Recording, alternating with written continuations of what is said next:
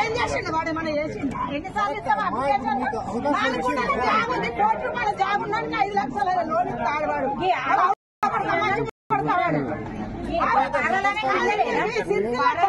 జాగాలు ఉన్నాయి,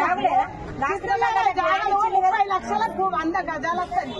వాడు ఎన్ని 4 గుంటలు అంటే కోటి రూపాయల జాబ్ ఉన్నానికి 5 లక్షలు లోన్ ఇస్తాడు. వీడు అవుల ఏం లేక గతి లేని వాళ్ళకన్నా ఇయ్యాడా వీడు? చెప్పు. ఒక గుంట జాగా 30 లక్షలు ఉంటుంది, 30 లక్షలు ఉంటాయి.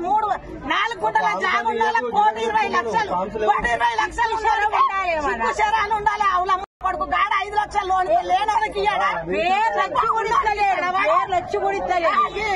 నిన్న వాళ్ళ రాలేదు, వాళ్ళకి 6 నెలలు కాదు, వాళ్ళకి ఇల్లు వస్తాయి. ఏళ్ళ నుంచి ఉన్న వాళ్ళకి కొంపాలు ఉంటాయి. సిగ్గు శరాలు 30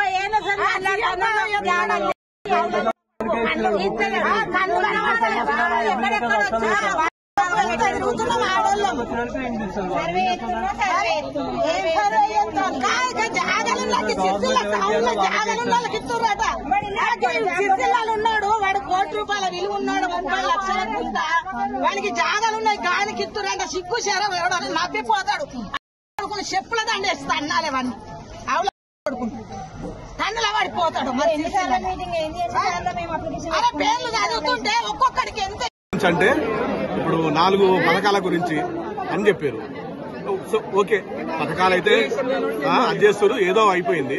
మొత్తానికి జాగా ఉన్న వాళ్లకు, ఏం లేని వాళ్లకు, జాగున్న వాళ్లకు 5 లక్షలు లోన్ శాంక్షన్ చేస్తామని చెప్పారు ఇల్లు కట్టుకోవడానికి.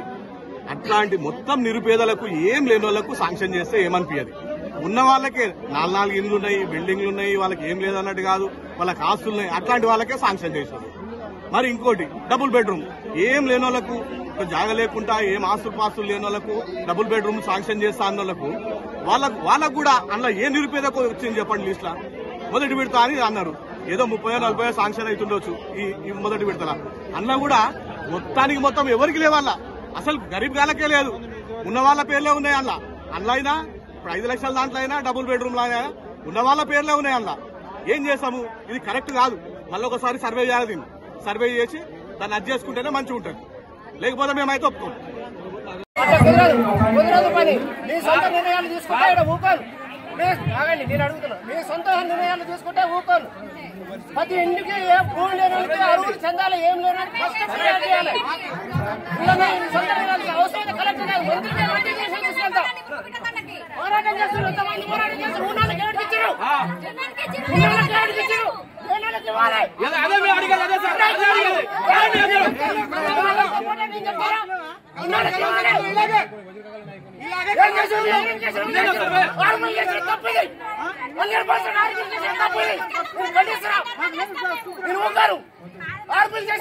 తప్పు.